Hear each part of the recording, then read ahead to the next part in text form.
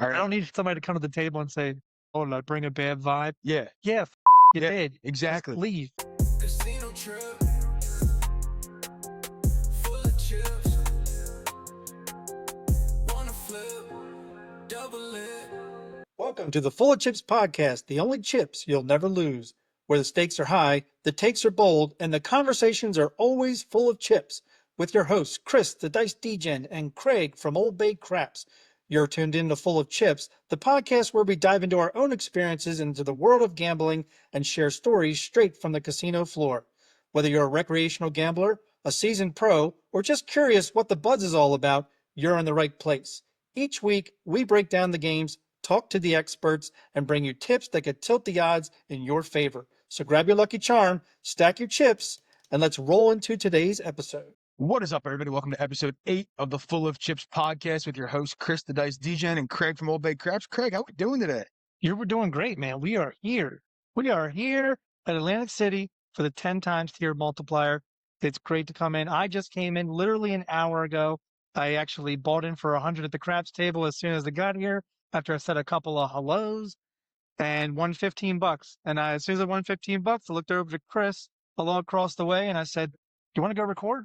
Let's go record. Let's get it out of the way." Let's do it. Let's You know? do it. We wanted to do it in person since we're both here. So a little different view than normal, but we're both here talking craps, talking some blackjack, talking our trip as a whole. But I'm glad you got in nice and safe this morning. And before anybody in the comments goes to it, because I already know someone's going to go to it, no, these pants were not half off. All right. The knees are blown out. Deal with it. All right. It's called fashion. If you don't like it, I don't know. I don't know what to tell you. I kept my knees in just for this episode. Just for this episode, I did. I'll be ripping them off And after the both episode. my knees are blown out before anybody asks. Anyway, so we're here at Harris in Atlantic City for the 10x multiplier, and I'm looking forward to it. It's been very up and down 24 hours for me on the tables, but hopefully, with you coming in and some other folks coming in, maybe it'll turn around. We'll see. We'll hope, and we'll hope for the best. Yeah, I mean, I just got here, like I said. As soon as I got here and I bought in, I was the one throwing. So, and I think it was a 10 roller. Wasn't much. Not bad. Wasn't much. All I played was the pass line odds. I hit the first point 8, went back out on the 8, hit the 5, which I had a bet on, and then a lot of come out stuff.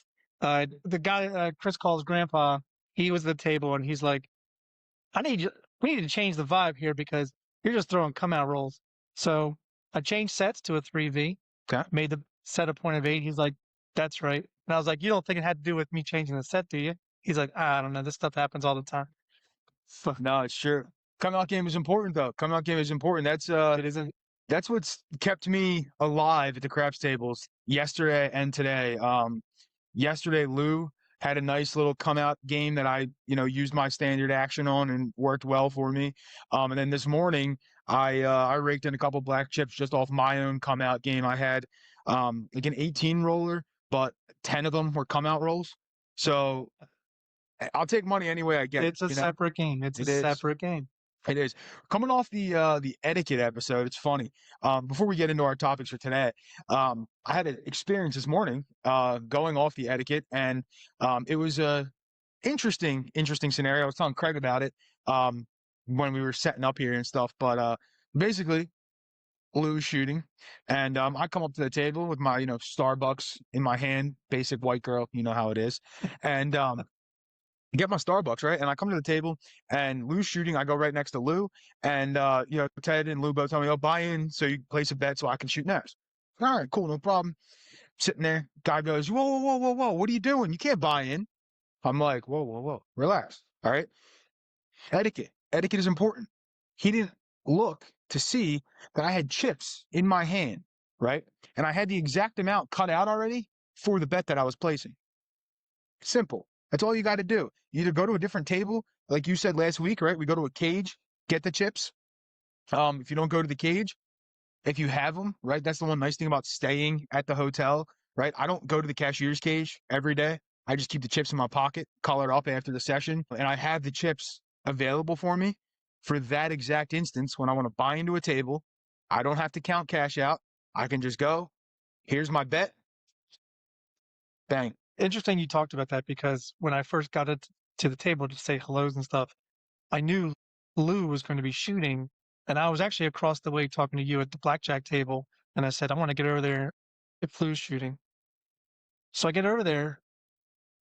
Lou must have had a PSO by the time I talked to you and went over to the craft table. The guy in front of him at stick left one was now shooting. So I was like, all right, etiquette. I'm going to go to the cage, Okay. just get $100 worth of chips. Cage wouldn't do it. Really? Cage wouldn't do it. She said, you're going to have to go to the dealers at the tables. Wow. All right. So by the time I got back, the puck had just turned over to off, and I bought it. There you go.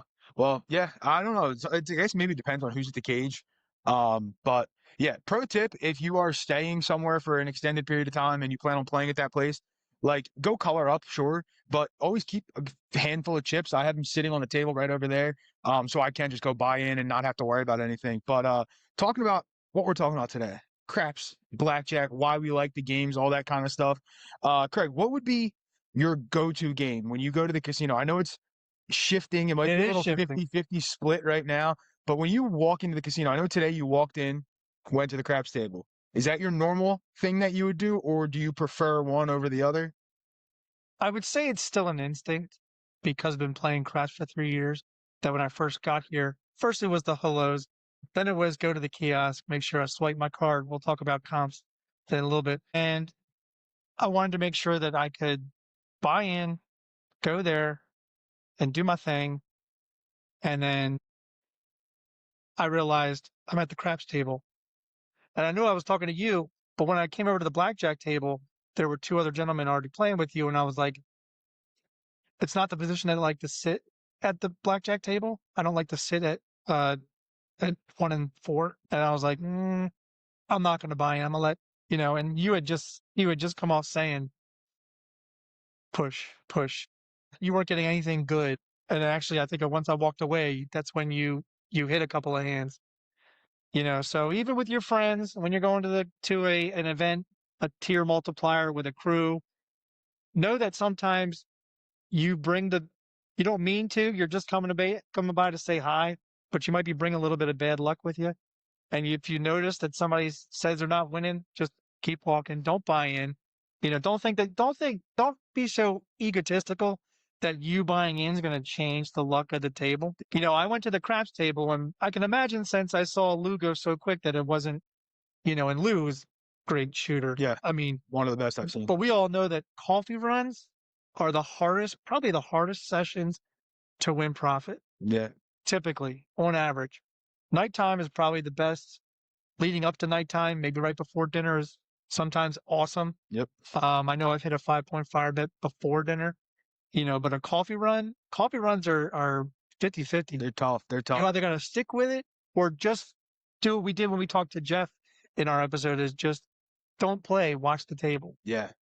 You learn so much when you do that. So Yeah, coffee runs yesterday and today have been rough. Well, actually, yesterday's coffee run, it was rough until DGen went a little DGen and ended up profiting. So it worked out for me, but it could have just as easily went the opposite way. This morning it was brutal on the tables. So I went over to Blackjack because I needed to change the scenery. And when Craig came over, so there was a gentleman at 2. 1 was open. He was at 2. 3, I was at 4. 5 was open. There was a guy at 6. And I sat down right in the middle. Typically, I like to play one of the bookends. I like to play either 1 or 6, but I didn't want to crowd the guy at 1, so I ended up playing right in the middle, which was fine. But I played 4 shoes of blackjack. I was down $25 for 1 shoe, up 25 on the next shoe, down 50 on the next shoe, up 25 on the next shoe. I was literally hovering around even the entire time when you came up to me, and then went on a nice little run, finished out the shoe, up what I lost on the craps table plus a little bit. I was like, out of here. I'm done. And the dealer's like, you're leaving now? I'm like, hell yeah, I'm leaving. I know when to walk away. But I also think that you've done that multiple times in just this 24-hour period. Oh yeah. Yeah. We'll get into details about what's going on my trip, because it's been roller coaster is an understatement. This is one of those roller coasters that like goes up, goes down, flips you sideways, upside down a little bit, like cart breaks mid-run on the roller coaster. Like it's been one of those trips. So before we go in, what do you love about blackjack? I'm gonna start with blackjack. I just want to know real quick. Tell them what the parameters were on the table you were playing. So quarter table, typically that table is a $10 or $15 table. Typically 15, especially on a multiplier weekend. But it was a quarter, and I don't have a problem with quarter tables.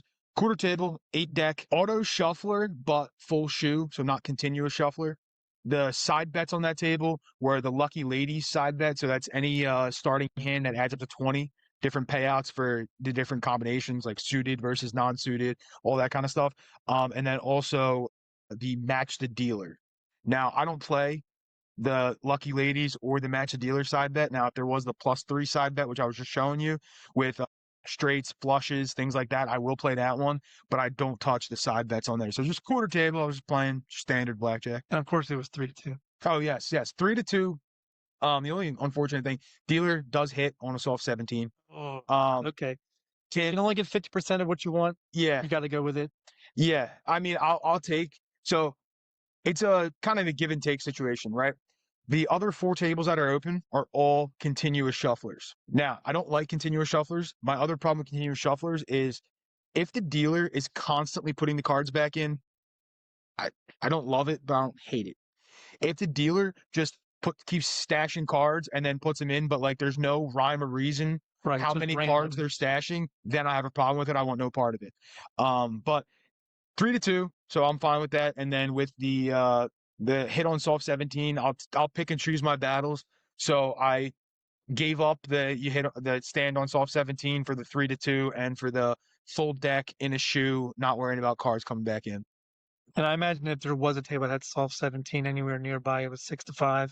Yeah. Mm-hmm. Which, we don't play 6-5. Don't play 6-5. Yeah. Don't play 6-5 blackjack. Shit. You're better off not playing. Honestly, you're better off not playing. 6-5 blackjack is awful. If you get the itch, and we're going to go right now into why we love blackjack, and you have a continuous shuffler, go with basic strategy. It's about the best you can do. Yep. And It's probably the fairest game of all, I would say. Like in terms of just having the cards keeping going in. My thing with the continuous shuffler is the randomness of when they put the cards back in. That's where you get a little sticky with that kind of stuff, which is why I don't like it unless there's a dealer who I know will keep putting cards back, keep putting them back. Because there's sometimes you'll see a dealer deal out 1 or 2 hands, pop them back in, then they deal 5 or 6 hands, then put the cards back in, then they deal 1 hand, put the cards back in. I don't like that at all. But you're talking about things that you're observing.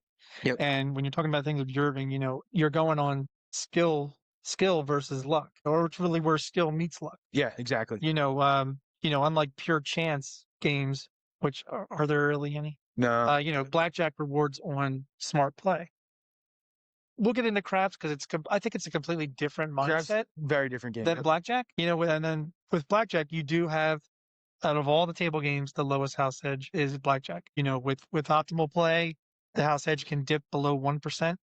That's giving you some of the best shot at a win. Yeah, that and I guess Baccarat, but Baccarat's tough. Yeah. And I'm not saying Baccarat's tough. Baccarat's probably one of the easiest games in the casino. It's just minimum wise, it can be tough because it's hard to find low minimums on Baccarat. Like I saw a quarter table yesterday and I almost sat down because it was a quarter and not 100. So I almost sat down, but I didn't. But let's talk about Bach. Let's talk about blackjack, craps. So why do you like blackjack? Well, I love blackjack just because it's more of a one-on-one. Like, even though craps technically is really you against the house, but you have all the other eyes that are really wanting you to make that great decision, make that great dice roll. But with blackjack, it's just you and the dealer. Mm-hmm. I really couldn't give a shit about the 5 other people that I'm playing with. Unless they stupid shit. And like you, I do like 6th position. Yeah. I don't know why. It's almost like a security net. Like you're at the end, you're like, nobody else can go over here. Yeah. And then, just 6th position sometimes gets some of the best. You need a strong player at 6, though. You do. Really need a strong player because they can really make or break a shoe. So you need a strong player at 6. It's the people that are between 3 and 5 that maybe even 2 and 5 sometimes, but 3 and 5 that just make those dumb. They don't know basic strategy. Yeah. And they're doing what they feel, and they're bringing the bad energy. Yep. They're like, like if I have a 16, I'm expecting to lose, but I want to lose as minimum as I can. Yep. On that 16. Yeah. And if it's against a 3, hey, I'm hoping they bust. Yeah. But oftentimes we've seen the dealer pull out an 8, Oh yeah. making an 11, That's all I saw all morning. and it's a face card underneath. Mm-hmm. But what I love about blackjack is that also, and I think I observed this at the game you were playing this morning, which was it was not fast paced. She was dealing kind of slow. Yeah. And now I also think that the guy next to you, to your right, Yep. was a slow reactor. Yes. Like, dude? You can only do a couple of things in this game, Yeah. and according to your cards, you're hitting. Yep. Can you at least tell her that you want to hit? Like you're just sitting there, and she's asking you, "Do you want to hit? Yeah. Do you want to hit?" That's annoying. That's probably a pet peeve. We didn't get really go into blackjack pet peeves too much, It is a little bit of a pet peeve. but I think it's the low edge. It's the fact that if you know basic strategy, you can get through a rough time. Mm-hmm. Yeah. And because what are you doing below zero? You're betting minimum. Yep. Especially if you're counting cards. Yeah. But even if you just know basic strategy and you don't know how to count cards, you can hang with the best. Oh yeah, for sure. You just won't win a lot, but you're going to have more winning sessions, in my opinion, than you're going to have losing sessions. Yeah, and it's funny you brought that up because like today, right when I was playing, as I said, I played 4 shoes, up a little bit, down a little bit, whatever. But there was a couple people in and out of the table during that time who busted, and it's not that they had bad cards; it was bad decisions. Yeah. Right. And I wasn't doing anything out of the ordinary. I was just playing my normal game, and it was working. And did they get unlucky on some things? Sure, but we were all getting unlucky. I mean, I don't know how many 4 or 5, 6 card dealer 2021s were pulled. And at that point, right, like everybody's losing for the most part. Maybe you're pushing if you're lucky, but like they were just making bad decisions, bad betting progressions, all that kind of stuff, which is why they left the table. And I was still sitting there just kind of hovering around even. It's also funny you brought up the dealer being slow. So that dealer's notoriously slow. Yeah. And like I know her hands hurt a lot of the time. So Okay. like that's why she's slow. But it's the complete opposite of what I was doing All right, yesterday. PSA, arthritis is a bitch. Yeah. I have it in my hands. I'm not bragging. If I happen to, we'll get into craps. If I have a long roll, after 20 rolls, my hand hurts to hold the dice Yeah. because of being in the, in the craps position. Yep. But yes, I'm sure she probably had arthritis. Yeah, she does. And that's why she's a little bit slower, let's say. As opposed to my dealer yesterday on the table I was telling you about that I was enjoying myself, ripping cards so fast out of there. I played 45 hands in 12 minutes. Jeez. 45 hands. We played an entire shoe almost in 15 minutes. I was just sitting there and she was ripping. Now, it also helps that there wasn't a lot of decisions to be made with like hits and other stuff. I had good cards a lot of the time and I was just standing a lot of the time or doubling down or other things. And I'm a quick player. So like as soon as the cards come out, my hand's already doing what it's supposed to be doing. Right? Am I hitting? Am I standing? Chips are out if I'm doubling, if I'm splitting, all that kind of stuff. So yeah, the game today was slow, but yesterday was a lot faster. But I actually prefer a fast-paced game of blackjack. Yeah, so for me, I'd rather play like I did yesterday by myself with the dealer and just rip cards. Just go, as opposed to what I was doing today, which was slow and you have people contemplating decisions and like I'm sitting here, I'm like, I already know what you're gonna do. Why the hell are you thinking about it? Right? Like dealer has a 10 up and you have a 6. You've hit every time. You're gonna hit this time too. So why what are you contemplating? Surrendering? You haven't done it yet. But what makes that easier is perfect basic strategy. Yeah.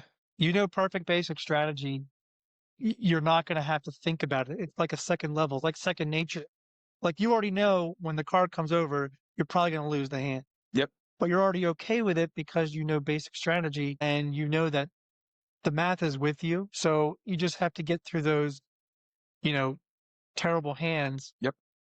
At the same time, if the dealer wins 6, 7, 8 hands, to me, that's a sign I just color up. Yeah. Because, that's too many winning hands in a row. And it's not because you think it's like rigged.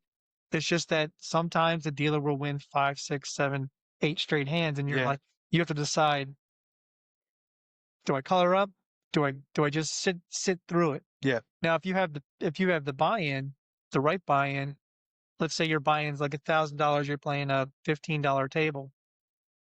You can sit through Yeah. eight losing hands, because you know on the back end you're probably going to be doubling up. Your true count's probably going to get high, but it's interesting you say fast-paced dealers, because to me, yes, a fast-paced dealer leaves you no option, but that if you know perfect basic strategy, that you can do this without really having to think and contemplate what's my next move. Yeah. It's more instinctive. Yeah. And she was a really good dealer too, to the point where, like, she knows if I'm hitting or not. Right. Like, she knows. And obviously the camera has to see my hand motion and stuff, but like, she's already pulling a card out. Like, she already knows what's going on. But you made two really good points. The first one you know, with the 16, right? And not knowing what you're going to do. 9 times out of 10, when I see people struggling on what they're going to do on their hand, it's not because they're actually debating what they're going to do on the hand, because of improper bankroll management. Yeah. And they have either too much money out on the table, or they're down and they're down bad and they don't know what to do with themselves. And like I said, 9 times out of 10, it's they keep going up on their bets, or they've pressed out of their normal. And now they're really hard pressed because, I got to hit on a 16. I'm probably going to be a loser. And now I'm going to lose what's sitting in front of me. Meanwhile, I'm sitting here doing my normal thing. I don't care. If I lose, I lose. It is what it is. But it's because proper bankroll management. Yeah. So that's interesting there. I mean, I haven't really gotten into bankroll management, and we might do that in another, maybe even the next, maybe because I'd like to talk about cruise down the road, and Yep. also bankroll management. Mm-hmm. And maybe the bankroll management's different with blackjack versus craps. 100% is for me anyway. Because again, it's two different games. Yeah, and it's interesting. I play my bankroll management in blackjack is very disciplined. It's very different than how I play craps. Now, I'm disciplined when I play craps, but it was actually interesting. I met a gentleman, Tony, his friend. Shout out, Tony. I know you're listening. I met his friend Todd yesterday, who actually has his own podcast, Casino Combat, that I had to go give it a listen. Okay. But we'll see. We'll see. I got to go give it a listen. But yeah, he gave me a chip too. It's pretty cool. I'll add it to my collection. I do bring chips. Him and I have a very similar blackjack system of how we play and how we rack profits and don't touch them and other stuff. Really cool to kind of talk about that, because I haven't seen many people play that way. So when we do get into bankroll management, we'll definitely talk about that, because I have it's different. Like, when you see me play blackjack, my money's not all right in front of me. I mean, it's in front of me, but you'll see like weird stacks, and people be like, what the hell are these stacks in front of you? But it's all part of my bankroll management system and how I play. Would it sound weird if I told you that the way you do your bankroll management in craps, I see myself doing that at the blackjack table? Yeah. So when I get my stacks, I immediately put the greens in 100 stacks. Yep. Same. And I'll do 100 stack in the middle. Yep. And then reds, I do 25 stack in the middle. Okay. And as I'm winning, I'm making those kinds of stacks until the red stack reaches 100, and then I'll start a next set of stack. Okay. And same thing with green. If I were to be lucky enough to win 500, Yeah. it would be a 500 stack matched with the red stack, and then I go back to the 4 green chips for 100 and 100 stacks. It's kind of weird, because if you're at the craps table, a lot of people use either the spacers, Yeah. the Lammers. or dollar chips, Yep. or the lammers to separate their hundreds, which I like doing too. I actually brought my chips, which I may use as spacers. Yep. But because they're completely different than the colors here at Harris. Okay. I mean, it's a blue chip. Yeah. There are no blue chips. Yeah, you won't see any blue chips, but And they don't spend anyway. they won't take them. They won't cash them in for you. Let me tell you. But no, it's interesting, because, like, I know you've recently gotten into blackjack. I've been playing blackjack since before I was even playing craps, and I like blackjack better than I like craps. Now, I'm not saying that to everybody. Oh, DJ doesn't like craps. No, that's not what I'm saying. I just like the game of blackjack and just the situations you find yourself in a little bit better and more preferable to me.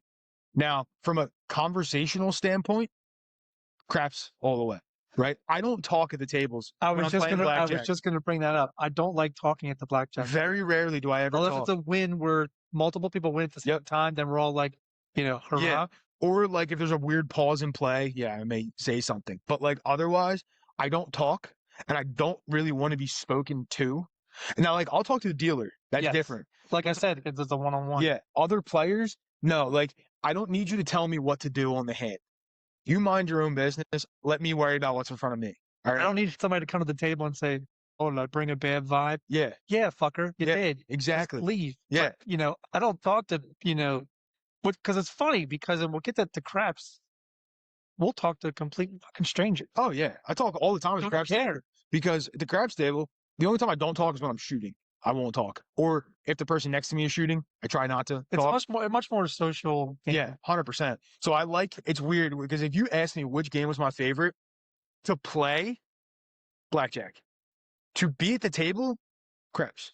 Well, I think part of it is we've already established we're not mathletes, No. but there's math in blackjack Oh yeah, that there isn't craps. in Yep. craps. And I enjoy that. And I think it intellectually it makes you think because like you said, if you have a fast-paced dealer, which I've seen some at Tropicana and I haven't experienced it yet here, fast-paced dealer, you have to think Oh yeah. like this. But if you know basic strategy and if you're counting cards, if you're able to do that, it becomes second nature. Yeah. Craft really isn't like a second nature other than bet progressions. Yep. In my opinion. No, it's 100%. Because at any time you can halt what you're thinking if you have to pivot. You can't really pivot other than, like you said earlier, with somebody who was just increasing their bets and losing, increasing their bet. Like, dude, just go with minimum bet until this passes. Yeah. Yeah, that's the thing. And one point that you brought up before that I wanted to touch on that I forgot because I started going on a tangent, which is easy for me to do because I'm like a dog. Squirrel. Tangents are okay. Yeah. I'm full of chips. But so when you're talking about losing like 6, 7 hands in a row, right? You see a lot of people either leave, like you said, or they just keep increasing their bets and stuff. Now, if I'm playing at a table with a bunch of people and we're all losing, I'll rarely do it. This is one time where I will talk. I'll ask other people at the table. If I'm playing by myself, it's happening regardless. Where I will start playing multiple hands, trying to change the shoe up a little bit. I Right? was just going to bring that up because it's like almost like a superstition Yeah. at a blackjack table. Yeah. Because I've gone through like, okay, like if it's, minimum bet because the count's below 0, minimum bet, losing hand. I'm like, what if I put one more nickel on top and make it a $20 bet? Oh, winning hand. All right, I'm going to keep it for a $20 bet Yeah. for a little bit. I'll start playing 2 hands. Just anything to break the monotony Yeah. seems to work in blackjack. Yeah. No, it's true. It does not work in craps. I do not recommend No. going from a comfortable $18 bet on the 6 and 8 Yeah. to a $30 bet or $30 bet or $22 bet Yeah. right out of the gate. Yep. Don't do it. It's funny. When I was playing my session this morning on the blackjack, every time I went above 30, so it was a $25 table. So most of my bets were $25, $30 level, whatever. Anytime I went above 30, 35, I lost a hand. I didn't win a single hand above $30 until later on. Then I started winning hands, $50, $75 hands, whatever. But it was crazy. The first few shoes, anytime that my progression started going up, right back to reality, back down to base. Just what happens. What's funny is, again, we know that I'm only 3 months into blackjack, so I'm trying to learn to count cards. And with counting cards, what's your true count progression? Well, you've seen all these people who are online, blackjack apprenticeship and all that stuff. Obviously, they're doing thousands of dollars. I am not doing thousands of dollars. Yeah. So my bet progression is just 20, 30, 40, 50. Then I'll jump up. Okay. If it's like a true count of 5, then I'm Yeah. doing 100. Okay. But I'm only buying in for 300 Yeah. typically. Yep. But it's a game where, and I meant to bring this up earlier when you were talking about the shoes. I like only playing a shoe and then coloring up. Mm-hmm. Now, on average, I'll win 75 to 125. I have won 150. I'm not good enough at card counting to have to go from 300 to 1,000. I'm just not there yet. Yeah. So I'm taking it incrementally. Yep. And I think that's just the smart, disciplined way to play right now, knowing that I'm still learning. 100%. And like you said, right, when I'm winning on shoes, you'll see me color up. If I'm losing, you'll also see me color up. If I'm hovering around even, up a little bit, down a little bit, I'll keep playing because that's just how I do it. But like you said, right, if a shoe's bad, well, maybe the next shoe will be better. I may stick around for a little bit, see how that shoe goes or how it's starting. If it's going bad, then I'm all right, I'm out of here. But if I'm winning, I know when to get away. right? Like I said, I played 5 shoes this morning. 4 shoes, I was right around even, up a little bit, down a little bit. Then I had a great 5th shoe, won everything I lost on the craps table plus some, colored up, and I'm out of there. Because why?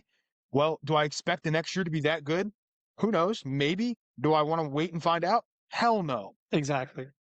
If I'm up 150 on a $300 buy-in and I'm going through the shoe, you have to think back. We talked about noting your sessions. Yep. Now, I'm not writing that down yet on Blackjack. I need to get, Mm-hmm. I need to get things settled first before I start doing that kind of thing and really cracking it. But if you're at least thinking about, I don't want to continue. Let's think about the shoe that just happened. Mm-hmm. What were the ups? What were the downs? When you were down, were you really down?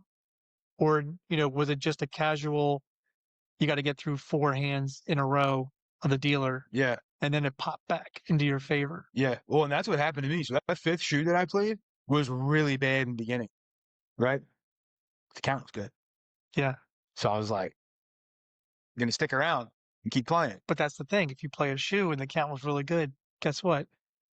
It's all back to square one. Exactly. And I ran the little that I had left, ran that up because of how good the shoe turned at the end. That's the thing, right? Is like knowing that situation that I'm in where the shoe has been awful so far. Yeah. But I know it's going to be getting better. And that's where one of the benefits are. I'm not going to say I'm a professional card counter or any of that kind of stuff, right? But I know what I'm doing.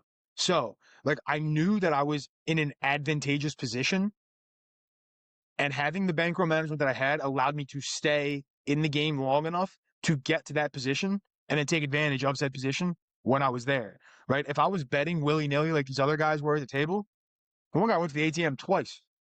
He pulled $1,000 at the ATM. He went 500 once, lost it, another 500. Finally, and it goes back to what we've joked around with the Lucky Loser Club, right? Yeah, definitely. He literally bought in for $1,500, colored up for 600, and was happy because the last 100 he had on that 500, he turned into 600. I'm sitting here, I'm like, dude, you're still down $900. Like, did you forget that you went to the ATM twice? And what's the PSA on that? Don't ever. Oh, yeah. Don't ever bring your ATM card. No debit cards. Like, I can go grab my wallet right now sitting over there. There's no ATM card in there. Why? Because I'm at a casino, and I know not to bring my debit card. Bad idea. Like, even if you have to go on a trip and you got a low bankroll, parse it out. Yeah. And that's what I did, right? So when we're talking about, the trip and everything like that, right? I knew I was here Monday, all day Monday, came in really early Monday. So I knew I was here for at least 3 sessions on Monday, if not more. And I figured I'm here for at least 2 sessions today. What did I do? My bankroll split into 5. Why? Because I knew I'm playing at least 3 and then probably 2 more today. Now, I had a good session in the morning yesterday that put me up a little bit, and then it turned on me and all that kind of stuff, which we're going to get into because it's going to go right into our next segment. But before we get into our next segment, right, talked a lot about why we like Blackjack. And I know we talked about the social aspect of craps, but what draws you into the game of craps and what drew you into it more so than, let's say, any other casino game? Because you really started, I know you started playing some roulette and stuff, but you really started playing craps as a consistent play. So what drew you in and what keeps you playing craps?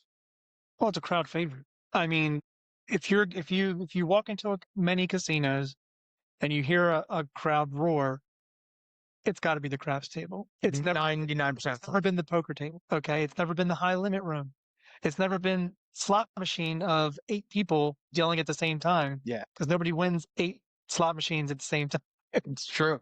It's usually the craps table, and it's what's funny is it's varying degrees of roaring from different people, unless they're all on the bonus bet. Yeah. Yep. If they're all on the bonus bet, it's great. But other than that, you're going to have, for example, 8 different players with 8 different progressions. Yep. So one guy might be slamming his hand down, saying, "Yeah," because he just had 180 on an 8 and it hit, whereas you had 18 and you're like, same bet. Yeah. Yep. But it's the social energy at craps that is not at the blackjack table, nor do, like we just said, we don't really want that social energy at the blackjack table. We really want just that one-on-one. We'd rather be at the table by ourselves with the dealer. Yeah. You don't really see people getting too you see some people getting excited at the blackjack, but typically like the drunk person who like finally won a hand, or like they did something and the alcohol's talking, and that's why they're like yelling or whatever. And like, I hate when people are smacking the table at the blackjack table. Now, like I will little tap on the table for when someone ace up, little luck, like give them paint. But craps, it can be so energetic, Yeah. and just the camaraderie of it all, the group aspect of it. And when you're winning, more often than not, everybody's winning, right? Right. And when you're losing, more often than not, Or- everybody's losing. Now, are the vibes at a losing table good? No, usually not. But at a winning table, they are good. And the thing that I like about craps, as opposed to a lot of other games, is like you control your own destiny really with craps, right? You're the one who's placing the bets. You can turn your bets off. You can turn them back on. If you have the dice in your hands, well, you're in total control there. Yeah. But it's also you're rooting on the shooter. It's like a team sport almost, as opposed to like when I play blackjack, it's individual. Like, do I care what the other guys are doing next to me? No, not really. If they're winning, good for them. If they're losing, I don't care. Right? Like, I don't feel bad when people are losing next to me because I know I'm doing what I'm supposed to be doing. And like, hopefully I'm winning. Right? But like at craps table, well, I'm hoping everybody's winning because that means I'm winning too. Well, the big difference between what maybe why we like the two. Blackjack's easy to learn. Yes. Yep. Craps is not easy to learn. Not at all. Like I said, I think in the first episode, I avoided craps for 20 years Yep. because I didn't even want to deal with the layout. The Mhm. layout just looked way too complicated. Blackjack, it's about getting to 21, having a higher hand than the dealer. That's it. Yeah. Obviously, there's much more to that than that mindset I had years ago. Because if I had learned basic strategy 20 years ago, maybe I wouldn't even be talking to you or have met you because I would be Sure. strictly a blackjack player. That's true. I mean, blackjack's a really good game. It's funny. Fiance DJ calls it my get right game. And she goes, why don't you just start there and get right first and then go do something else? And I'm like, it'd be smart. But I don't really listen. I'm a little stubborn. But no, it's true. Like, it's always funny that I always go to blackjack to get right. And now it's usually during like these kind of like meetups and other stuff, right? Where like I want to spend time at the craps table. If I go to my local and I don't like who's at the craps table, it's not that I don't like them, I just don't like the situation that I found myself in. I'll just go to the blackjack table from the start. Well, look at the time difference. Yes. So it takes a long time to lose at blackjack. Mm-hmm. And let's compare the two. A $15 bet at blackjack on a blackjack hand, you can get through so many hands. Yeah. And it resolves like The that. $15 pass line bet at a craps table 2 8 hours, hopefully. could take a very long time. Yeah. Especially between rolls. Yep. So just to get your return of investment of your 15 and get 15, it took you an hour to get 15. But in blackjack, you might have been able to turn that 15 into 100 if Mhm. you had, let's say, 7 winning hands. Yeah, a lot quicker resolutions in blackjack. Now they can be quick resolutions in craps too. I guess I would say more often than not, you hope not for quick resolutions in craps because quick resolutions usually a 7. It just clears everything, right? Like, because when you play craps, right, very few people play one bet, right? You got a lot of different bets out there, all that kind of stuff. So like, yeah, you might have resolutions in between. Blackjack, it's there. Well, the time difference between a dealer turning up blackjack and just wiping everybody out, Yeah. no matter what, and you hope you got the blackjack too, so they could just do a push. That's Yeah. about it. But that takes less than 10 seconds. Yep. Side note question about that. If you have blackjack, dealer has an ace or a face up, and they offer you even money, you taking it? I would. It depends on the count. There you go. There you go. Good answer.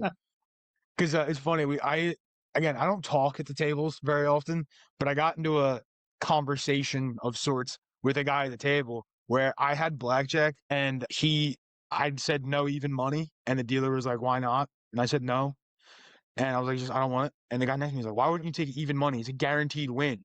I'm like, "Yeah, but I'm playing 3-2 blackjack for a reason. If the dealer has blackjack underneath, so be it." And I know people are like, "Well, you can guarantee yourself a win." Yeah, I can guarantee myself a win. That's fine. But The blackjack's in front of me.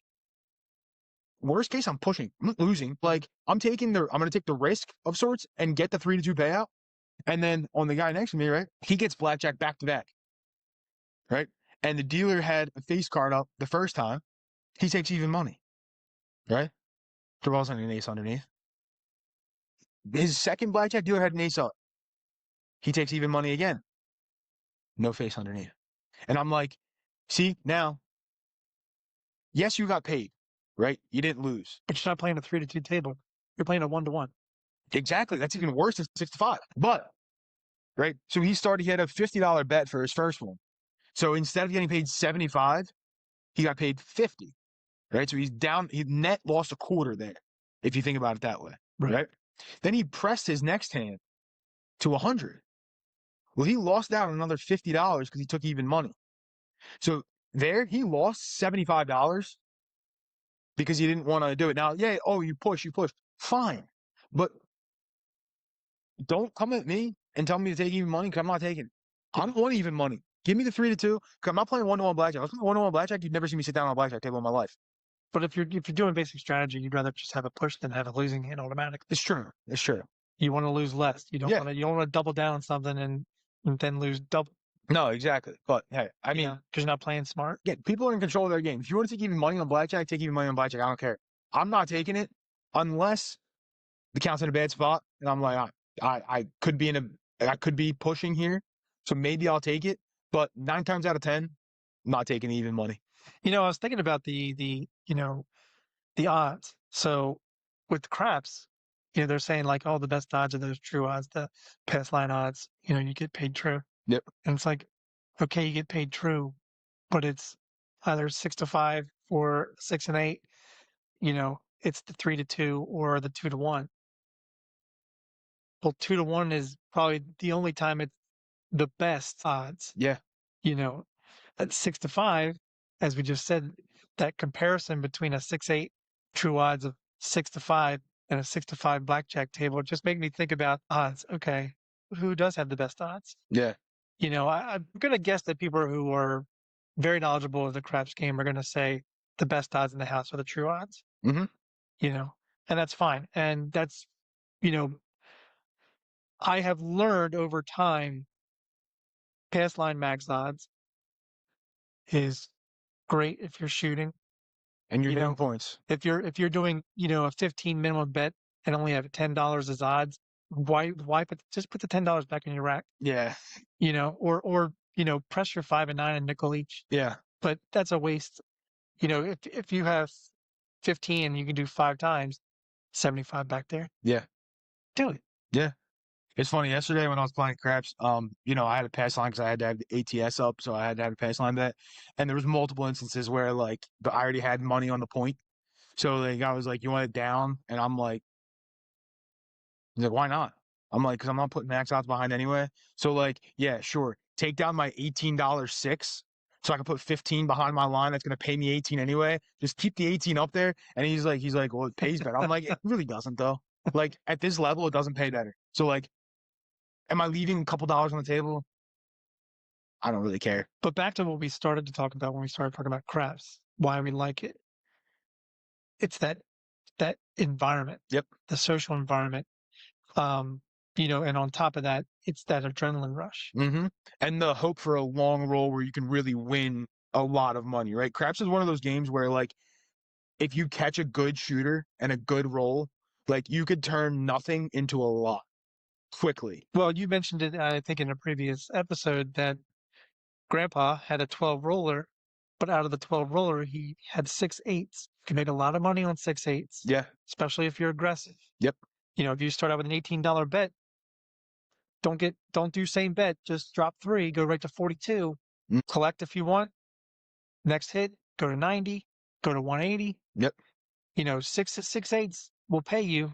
Yeah. A good amount. And that's the thing. Like you can get your bets up there and like, it's not necessarily that quick resolution, right? Like blackjack is where blackjack, you can get your bets up, but then they can come back down real quick. Obviously a 7 will wipe you out. But like the allure of that long roll and like turning, again, a pittance into, a lot of money is what people search for.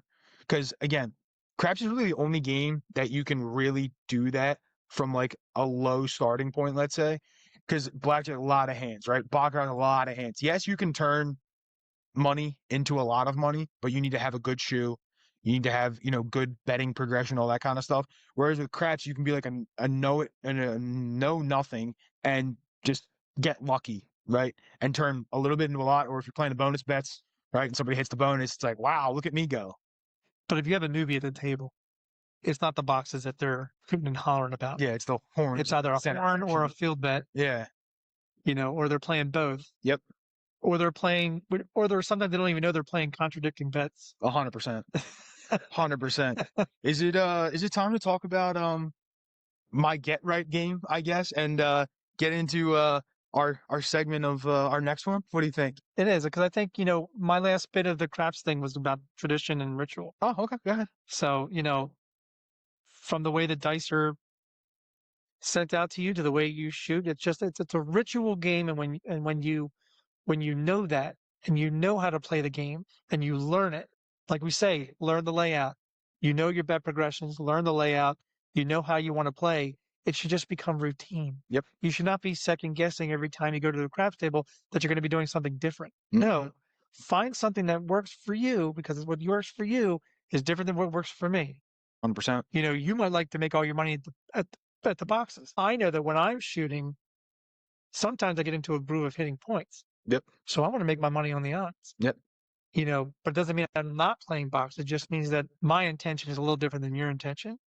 But both of our intentions is to win money. Oh, whatever game that's why you we come play. here, right? We're trying Whatever to game you play. Yeah, exactly. But it's the tradition, Yeah. and the ritual. And when you get that down, you can really, that's where you start to come up with all those good sessions, and then you get your stories. Yep. So go ahead and go into The stories, the segment of I see your successful blackjack session and raise you an epic failure at the craps table. So this is basically, and I'm gonna preface this. This was thought out before we even came here, right? Like we were going to talk about this because we've had a lot of times in the past where like good blackjack session, bad crap session, really going off of, your July 4th trip. Well, your July 4th trip, and I was literally texting you yesterday, has been my entire time here so far. Like I've awesome, but not awesome. awesome, but not awesome, right? Craps table, coffee run yesterday. I was up. Great.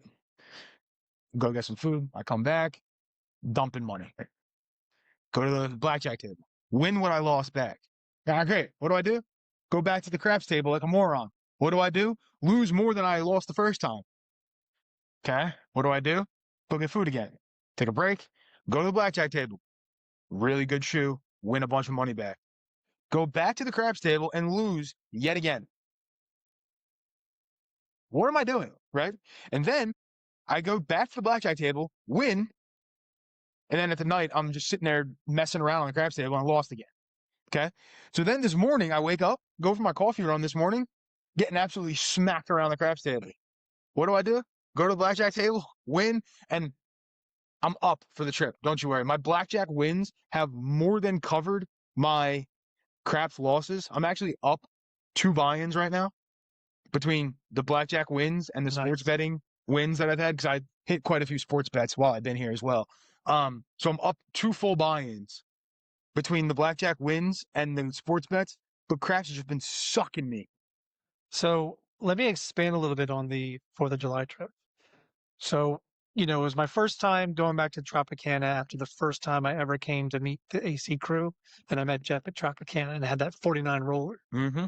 So obviously craps is on my mind, but blackjack has been the new baby, if you will, in my gambler's toolkit. And it's what I wanted to try out. It was, but I could see, because the crowd of the 10 blackjack tables butts up against the craps table, and there's one across the way. But so I'm walking around to see, because I wanted to see all the parameters, because again, don't play 6 to 5 bullshit. You gotta look for that. And continuous shufflers, play 3 to 2. Hopefully you get a table that stops on soft 17. But I'm walking around there, and of course, I did more than just one circle around it. And every time you come around, craps is right there. Mm-hmm. Craps is right there. And I was like, all right. So On that trip, I didn't ever actually buy in like, a $300-400 buy-in like maybe I normally would do at a craps table. I played blackjack and I won 7 of 8 sessions. The only session I lost was the last session.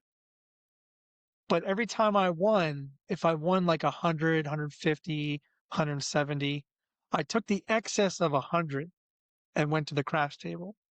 And all 4 times I lost it either on a one bet, Yep. just trying to do something, like, Yep. you're like anybody who's anybody. If you have an excess of money, like a short stack, you're looking to burn it, but you're hoping that, okay, if I put it in the field, maybe a 212 will hit, Yeah. The field, the farmer, can I get it? or if I split it up on a 4 and 10, Yep. 35 each. Every single time I went to the craps table, point was made, PSO. Yep. Point was made, PSO. Mhm. Decided to play it in the field, 5. Yep. A 5. Like, so I was like, damn it. Went back to the blackjack. Like you said, you just, not that we're not telling you to find a game to fund Yeah. the game you really want to play. That's not what we're saying at all. We love blackjack. Yeah. If there were no craps table here, I would still have a good time playing blackjack. I would probably only play blackjack, honestly. Well, that and sports bets. Well, yeah, of course. You know. I mean, I can't avoid that. Even though I will say Caesar's odds are shit, but that's beside the point. But it's like, why was it so difficult to win a bet in craps? Yeah. I just couldn't fathom it. And I was like, is it because my love for blackjack is being what's the word? Jealous? Maybe. Was the craps table jealous of my blackjack play? Maybe. I mean, it's just like my sessions too, like they weren't terrible. They weren't good, right? I was never up really in any of these sessions. I'm fighting from behind in every session, hovering around even, down a little bit, and then you get the short roll that just kills you, right? And it's like we haven't been able to string rolls together, and that's the whole crew, right? I'm not saying like I've been shooting well and other people haven't. I haven't been shooting that well, right? I had one decent roll, and again, the only reason I made money on said roll was because of my come out action and my come out game. That's why, because 10 of the 18 rolls were come out rolls. And that's why you learn a come out game. And that's why, the come out game is important, right? It's a separate game. Exactly. And I've said it on like my channel. I know you said it. We've talked about it on like podcasts and stuff and even with Jeff, right? With our interview, we talk about the come out game where like the only reason yesterday why I won that first crap session was 2 reasons. One, come out game on lose roll because he did something similar that I did, right? And I was pulling chips to the rack off of the come out game to the point where I had a $50 world bet at one point, right? Then I also got aggressive.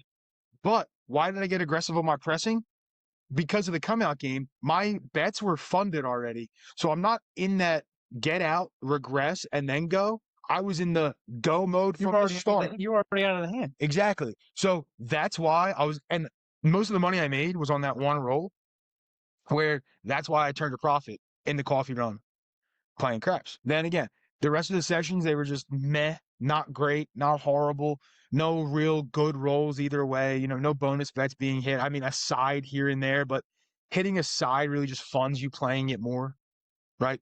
You need to hit the full thing if you really want a real takeaway from that. So, and again, that's on me for playing the sides, right? People who weren't playing the sides were fine. I'm just bleeding money playing the sides. Then I go to blackjack, win, come back to the craps table because where do I want to be? I want to be at the craps table with everybody. Exactly. Right? That's what I want to be. And I'm not saying that like, oh, that's what's making me lose. No, I'm still the one placing the bets, right? If I really wanted to just stand there, I could not buy in. I'm disciplined enough to not buy in, right? Or I go play a minimum bet on one number and shoot the shit. Fine. But I want to play.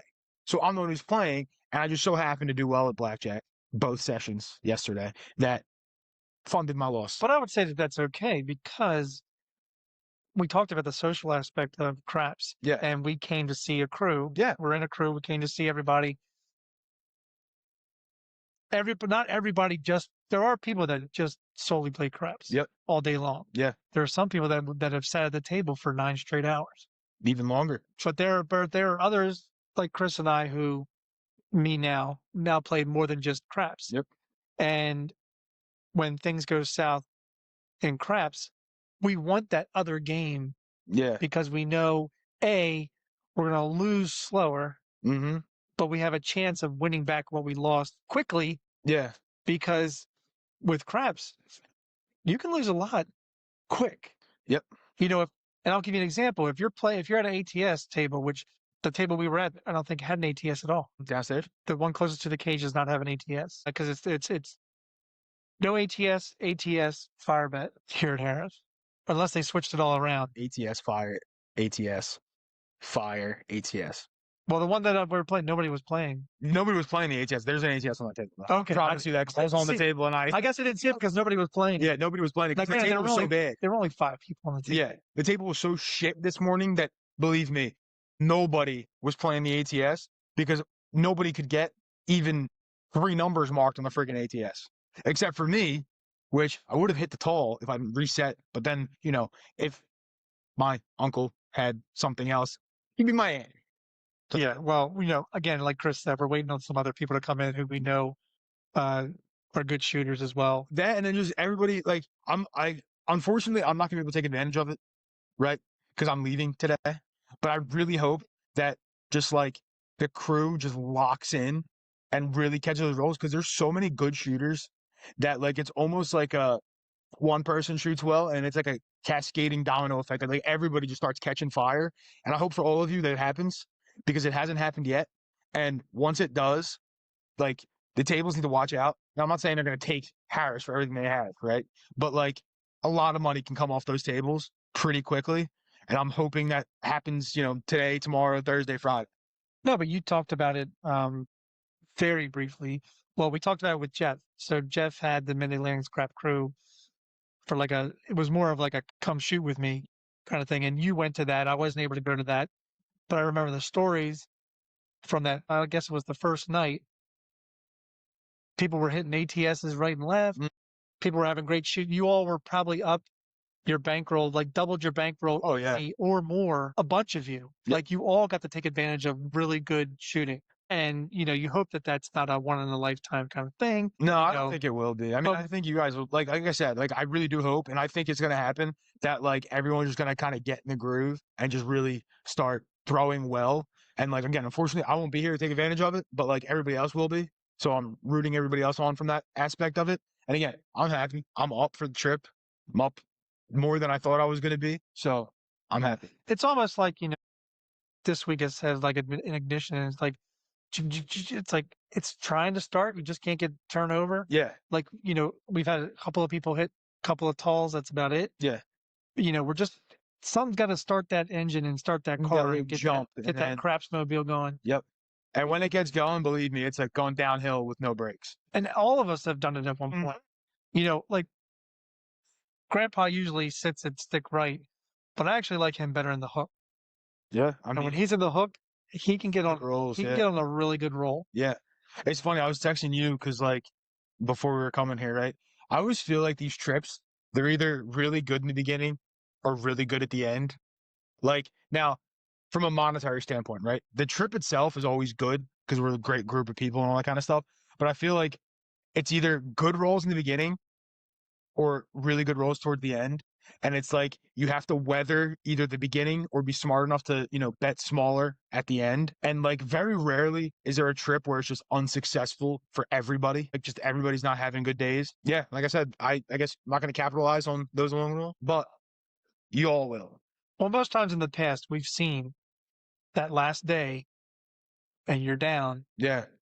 and then we come in contact with a Golden Touch member, and it's like, good Lord. There's a few golden touches walking around. And it's not like that. It's not like it always brings you tons of profit. It might have brought you just back over even, Yeah. and you're going home with enough money to pay the tolls without having Yeah. to go into your bankroll. Yeah. Or like we learned, you win on day one, go home. Yep. My wife has already said, if you win Tuesday, go home. Go I was like, home. all right. So she wants you to come home because you have $15? Well, no, I don't think the 15. No, I know. Yeah. Let me clarify what I think is a nice, profitable Yeah. trip. It's not $15. Yeah, I can tell you that for sure. It doesn't cover the gas to get here. Remove. I mean, it doesn't even cover tolls really. But yeah, no. I mean, like, it's really good getting to hang out with the crew and all that kind of stuff. And going back to the whole thing of like switching between craps and blackjack too. Sometimes for me, and I've said it before on the podcast, like I need just a mental switch, right? Like if the craps table is not going well, or if it is going well, like sometimes I just get away from the game as a whole and just go do something else, right? If it is go eat, I'll come back up to the room and hang out for a little bit, right? Or I'll go play a different game. And yes, I'm still gambling, but it's a different focus for me because like I'm not at the craps table, I'm playing blackjack. Or I'm not at the blackjack table, now I'm playing craps. Like it kind of resets the mind, which helps me to, stay engaged, stay focused, all that kind of stuff. And it gives me, an outlet almost to like go do something else. What's funny is I don't make bets, but if I need to refocus or just walk away, I'll go sit in the sports betting section. I love sitting in the sports betting section. Comfy chairs, Very comfy chair. games everywhere. It's like it's degenerating. It's like having a movie screen size of 20, 25 games, and you're interested in 10 of them. Yep. And it's like, no, not betting. I'm just sitting here to clear my head.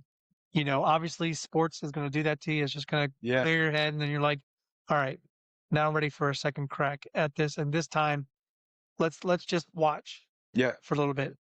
But also one of the things you should be doing when you go up to a craps table is look at the racks. Yeah. If you see everybody having small denominations in their rack, obviously it's not a very good table. Mm-hmm. If you're seeing a couple, like 2-3 people with stacks, because there are going to be some people who just don't know how to play, or they have a low buy-in. But if you're seeing some healthy racks, jump on it because it's probably going to be hot. Yep. For sure. And if it's in the middle of a roll, like Chris said, always have a stack from a previous session. Yeah. Even if it's $50. Literally. Because it's $50 and I see somebody throwing hardways, I'm gonna jump on hardways for $10 each. Yeah. That's a quick 90 on a 6-8. 50 can get you a couple bets placed, get you, where you need to be, and you buy in after they're done. Right. But like even again on lose roll this morning, right? I had enough in chips, I just perfect placement and then boom. Like now, did it work out for me? No. But it happens that way sometimes. Buy in after it and keep the chips on you and be good. Any final thoughts on the craps, the blackjack before we get into our top 5? No, because all you did, you had me at top 5. The tag you top 5. Because we were talking about sportsbook. So our top 5 today. What's our top 5 today, Craig? Our top 5 today is all-time athletes of our generation. Meaning Chris and I could not pick an athlete that was beyond when we were born. Oh. Okay. I have one. But I'll switch it. We're good. Now, because it's Full of Chips podcast and we make the rules. No, you're fine. I got it. You can go all the way back to 1974. Okay, then cool. Does that work? That works. And I already have somebody in mind who I did not put on the list, and I'm already kicking myself. All right, number 5. But there were so many wait. There were so many athletes. Yeah, I'll be honest with you. I was splitting hairs on these athletes to pick them, and let me tell all the listeners why I picked the athletes that I did. All right, so why I picked these athletes is there's no 2 athletes from the same sport. Because if you're the greatest for that sport. Right. And I have respect for a lot of different sports, right? Everybody knows I like soccer, right? I like golf, I like football, I like all those sports. So don't worry, I'm nixing my... You don't have to. I am, because I thought of a different one that I want to put in there anyway. Okay. So I don't know how I didn't have this on there from the start, because I'm stupid. So anyway, Craig, number 5. Who's number 5? Well, sometimes you got to start off with a bang, and I'm actually starting off with someone who is not a professional athlete, if you will, only because when they compete, it's not in a professional sport. Okay. I am picking the most decorated Olympian of all time with a total of 28 medals, 23-time gold medalist, 13 individual swimmer Michael Phelps. For number 5? For number 5. That's interesting. My number 5 is the GOAT of the pool, Michael Phelps. And we didn't plan this. Like I literally have it written out on my phone. We don't ever have this planned out. Yeah. No, literally. So I have as my number 5. Again, this is what I'm saying with There you go, Michael Phelps. There you go. So that's with my list, right? Like, am I a big swimming fan? No, not really. but just pure domination in the pool with everything he's done. I mean, like you said, most decorated Olympian, right? 28 Olympic medals, 23 gold medals in a variety of disciplines. Like, he is the greatest swimmer that I guess we've ever witnessed. And I think the swimming world has really ever witnessed, because it's not only is he good at like the freestyle, the breaststroke, the butterfly, The relays are incredible. yeah, and it's the disciplines and the distances. It's not like he's like, you'll see some that are like, oh, I'm just a sprinter. They can only do the 100-meter, Right. right? He does the 100, the 200, the 400, the 800, does them all. Now, he doesn't do the real long distance swimming because it's a little different format of swimming, but he's just so good at all of them. So Michael Phelps is number 5. That's incredible. So many times we've had some of the same answers on different positions Yep. on our lists, or we've had similar answers. This is the first time this is episode 8. Yeah. It took 8 episodes for us to nail number 5 together. Yep. What's funny is I also have picked athletes in different sports. I don't think I have any that are in the same sport. No, I don't. I have all different sports myself. Yeah. I may have more Homer picks. Okay. Because Michael Phelps is from Baltimore. Okay. There you go. So is my number 4, All right. Number 4. Cal Ripken Jr. Okay. I mean, just Baltimore icon. I actually wasn't that and I am getting old. I am forgetting, some things. I'm pretty sure he caught the last out of the World Series in '83. I wasn't alive, so I couldn't tell you. I think from what I remember, he was. I know that Rick Dempsey, I think, was the MVP, but Okay. Cal Ripken Jr. I think caught the last out. But his Ironman streak, which he surpassed Lou Gehrig at 21:31, and then still went on to shatter the record at 2,600 plus games before he took himself out and took a day off. There you go. Nice. All right, number 4. We're going to the tennis court for number 4 for me. Novak Djokovic is the greatest tennis player, in my opinion. You could debate the Rafael Nadal, the Roger Federers of the world, but Djokovic has more Grand Slam titles than them. So he gets put higher than them. Djokovic, 24 Grand Slam titles. He has the career slam 3 times. He's the only male player to ever do that. 3 full Grand Slam titles. And then obviously he's still playing to this day, right? I think he's actually playing tonight. I'm in the US Open. Granted, again, this episode is being recorded, before it actually shows on there. But he's playing into his late 30s. So don't make any sports bets, real quick. Yeah. Don't make any sports bets Don't make any based on this. US Open will practically be over at this point. But no, he's been playing for so long, just dominate on every surface. Again, same thing with Phelps, good at all the disciplines. Novak's very good on all the surfaces. Just the greatest tennis player I've ever watched play. There could be some debate in there about some other, even female tennis players from before my time, even some male tennis players before my time. But again, focusing on my time, and even then, I still wouldn't give them the nod. It's Novak Djokovic. What's funny is I have a tennis player in my honorable mention, There you go. but I have multiple honorable mentions. Okay. I have a couple honorable mentions as well, but And I thought maybe, should we be bringing up that maybe we should, just because we're talking about all-time athletes, that there are going to be some people who have differing opinions.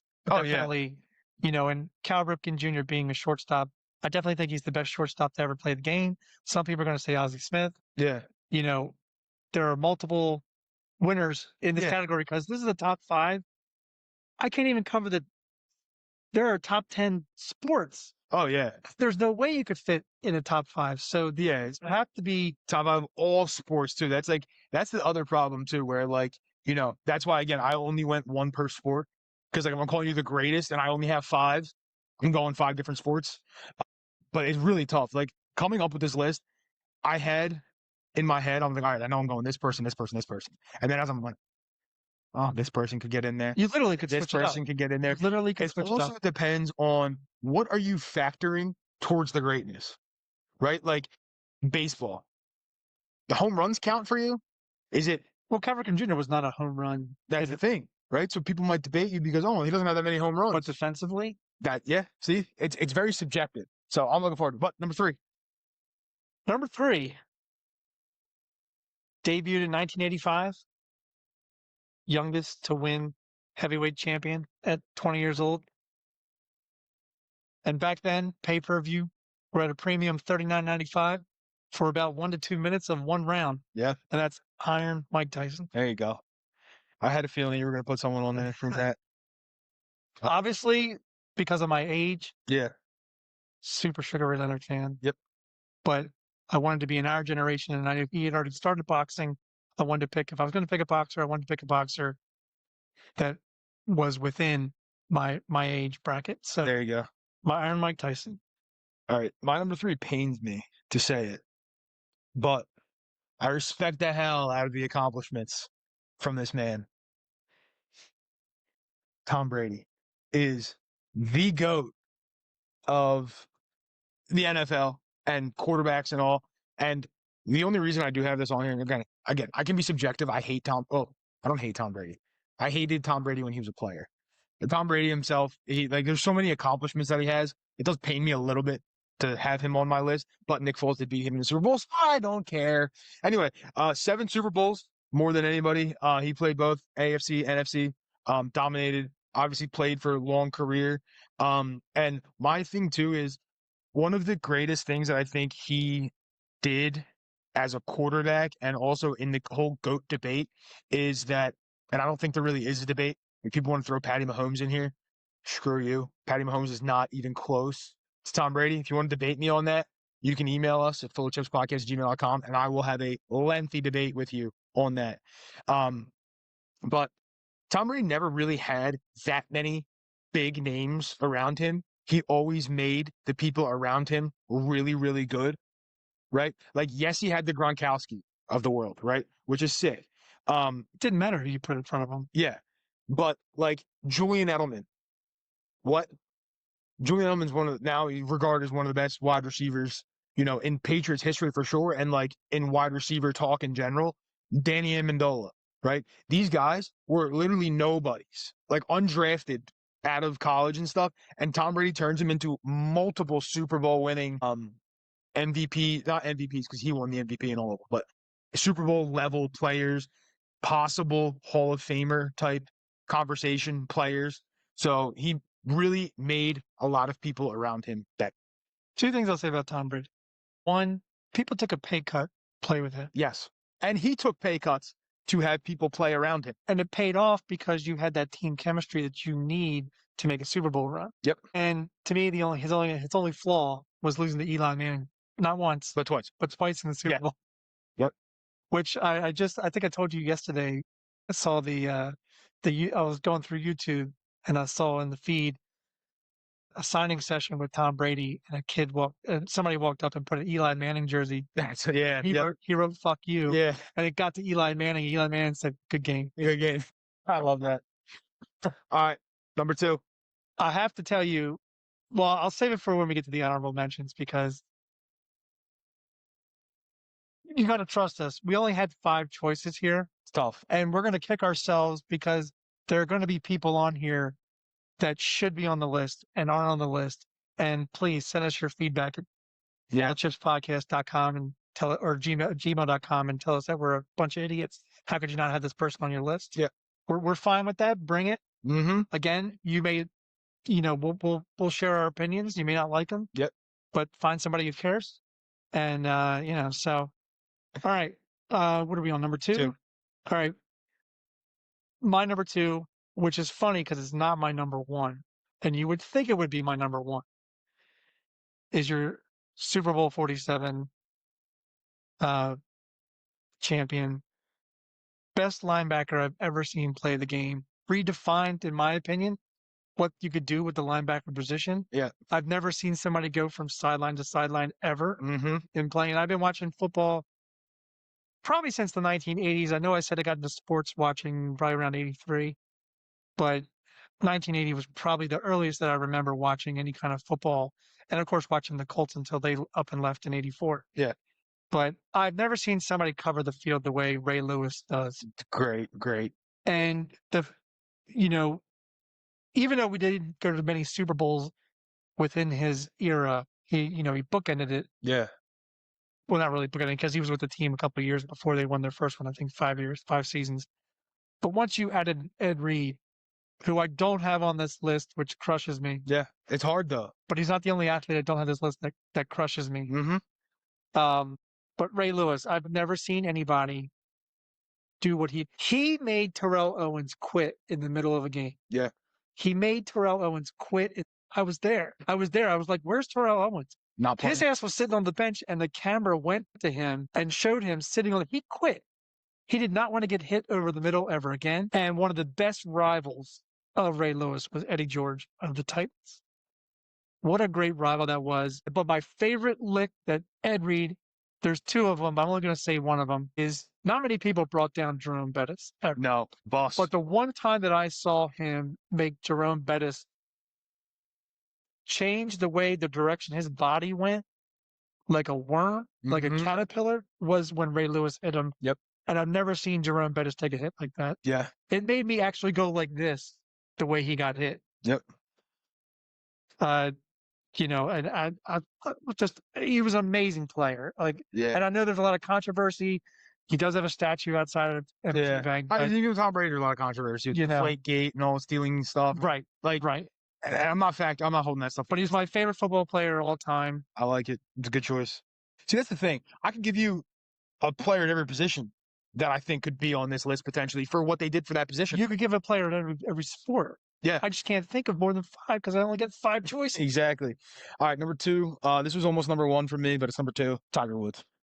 So Tiger Woods is my number 2. 15 majors, only second to Jack Nicklaus, but 82 career wins, which is tied for the most. 11 PGA Tour Player of the Year awards, which is the most. And, career Grand Slam, not once, not twice, but 3 times as well. So, I mean, he was just from 2000 onward, he was just the greatest golfer. If he was in the tournament, you knew you were done. I could even say that now about Scottie Scheffler.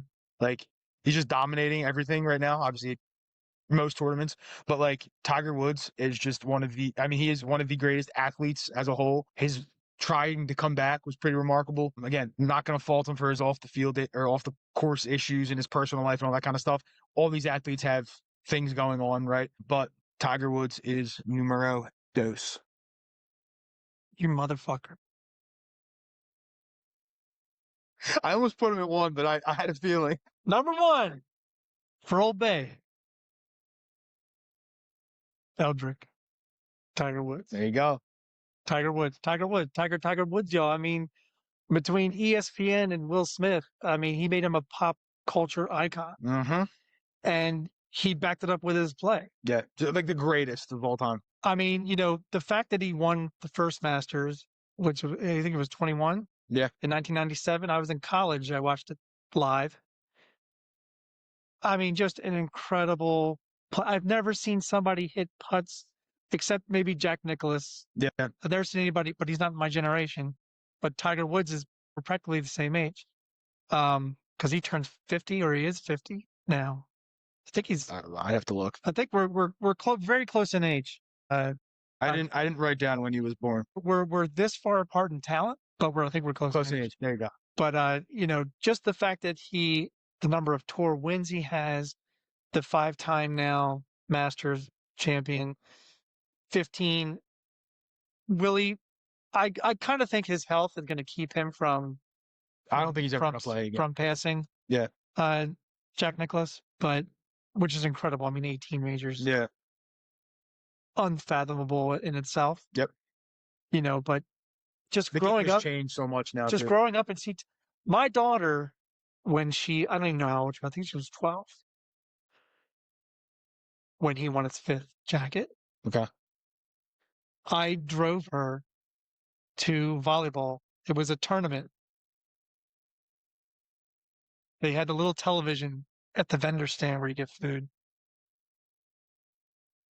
I think Tiger was on the 13th hole. Okay. I literally went up to another parent and said, "Are you okay with bringing my daughter home?" I went home to watch the rest of the Masters. Dedication. I mean, I kind of had the same feeling I had when Rory McIlroy just won the Masters this year. Yeah. I was just such elation to see Tiger win it one more time. Mm-hmm. And of course, listening to Jim Nantz. Yeah. The gym dance calls are insane. I mean, obviously you have that icon call by um oh Vern Lundquist Yep. on 16. Yeah. I mean, that's the kind of chipping and putting that he was known for. He was known for just these shots that, like, what kind of science are you doing in your head that tells you it's going to go this way, up a hill, down to the left, Yeah. and then in the cup? Yep. I've never seen anybody do that. It's incredible. We would have matched on number 5 and number 1, but I switched my number 1 and 2 last minute.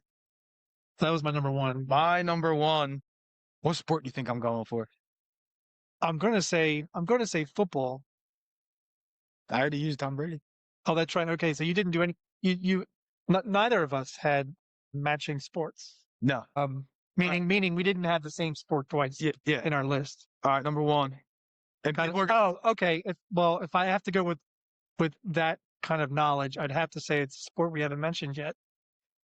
Which, if anybody knows anybody about anything, I just watched the Last Dance documentary. No. Jesus Christ. Our honorable mention list is going to be 5 long. Yeah. Number 1 is going to be debatable for some. It's debatable for me even. Again, hard to put these 5 people 1 to 5, but Lionel Messi, soccer player. Okay. Is number 1. He's the GOAT of soccer. If you want to debate me on the Messi Ronaldo debate, there is no debate. It's Messi. Just 8 Ballon d'Ors, which is the best soccer player in the world. He has 8 of them every year. They give one out. He has 8. That's the most ever. He's won the Champions League 4 times, FIFA World Cup. He has the greatest soccer resume probably of all time. Yeah, you could debate the Pelés, the Ronaldo, or the Ronaldinhos, all that kind of stuff, but Messi has far surpassed all of them.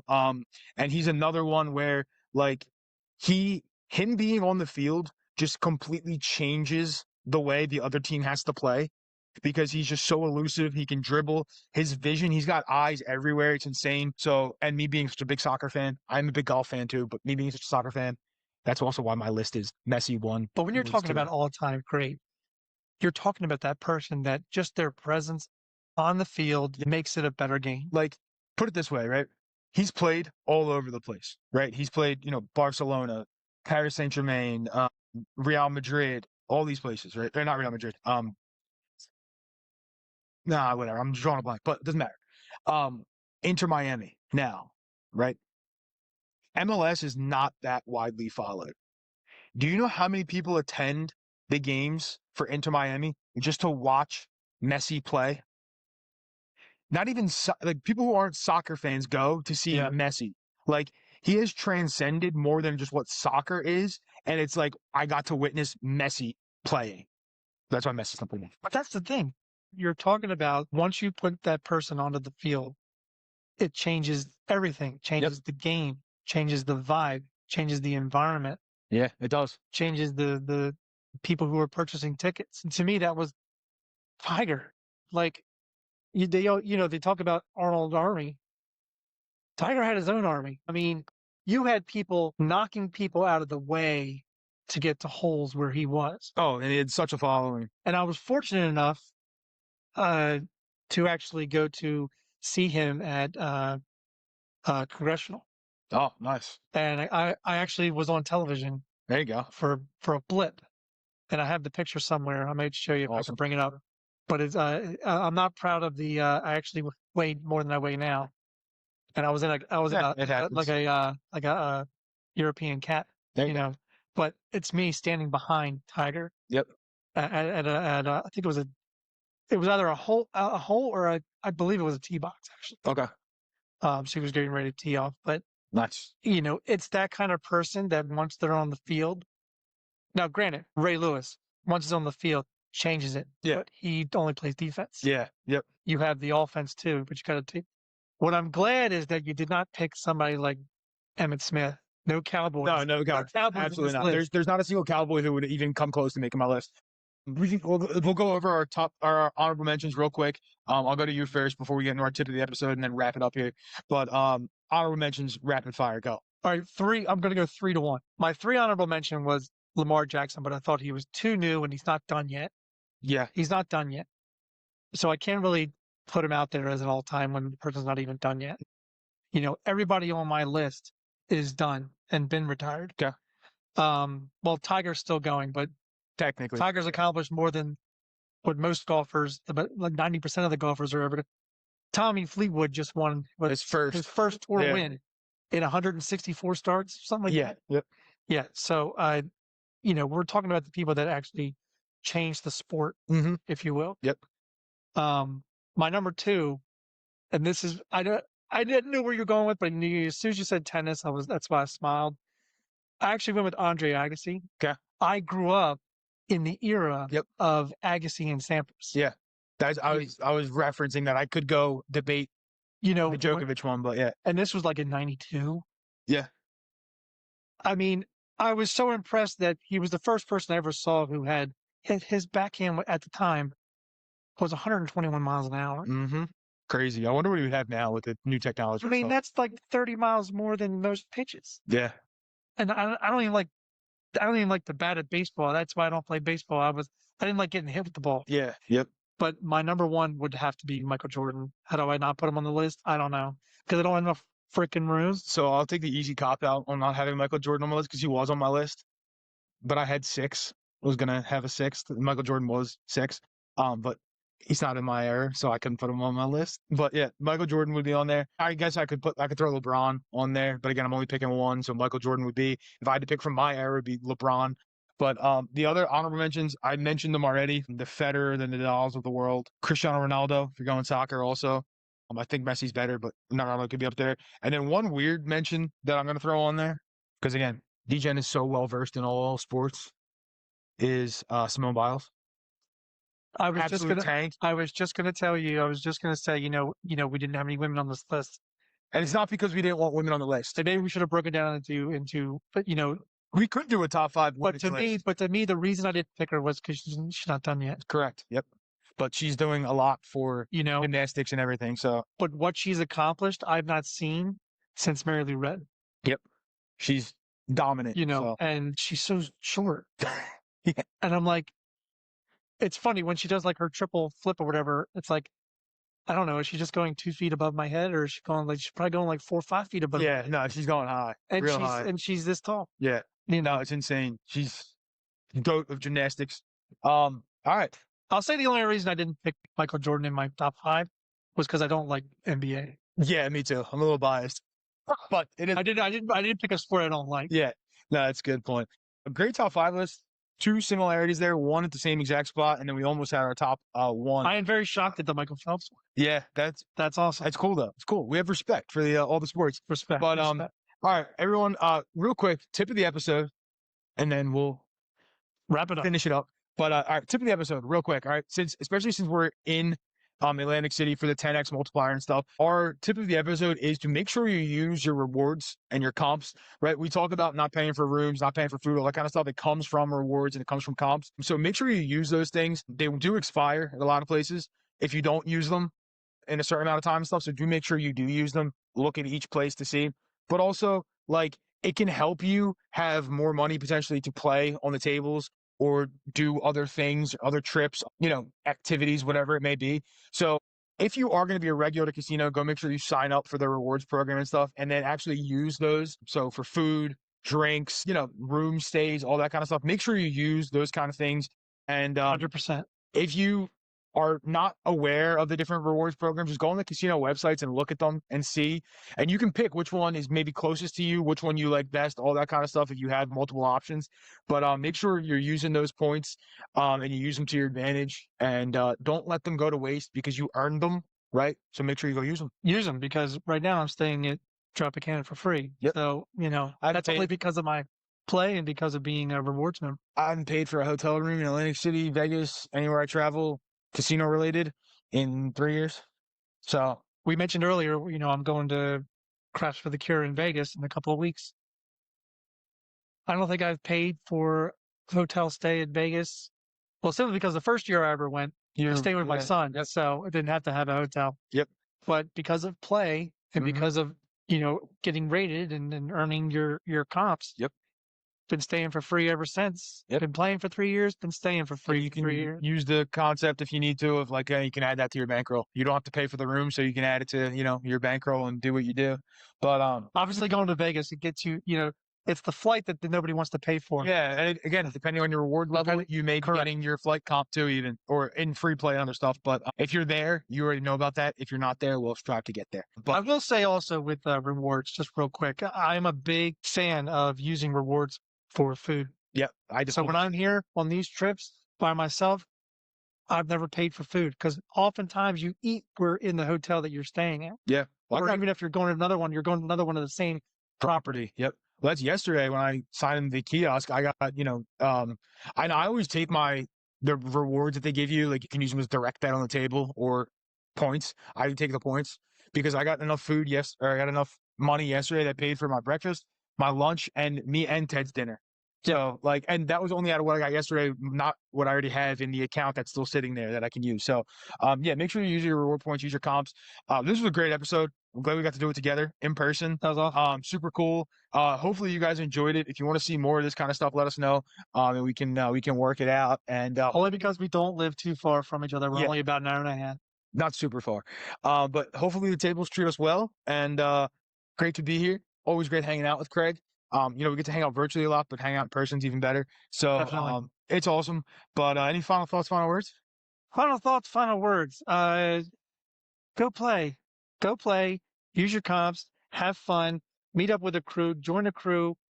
If you're not with a crew yet, go talk to somebody who knows who's in a crew and join.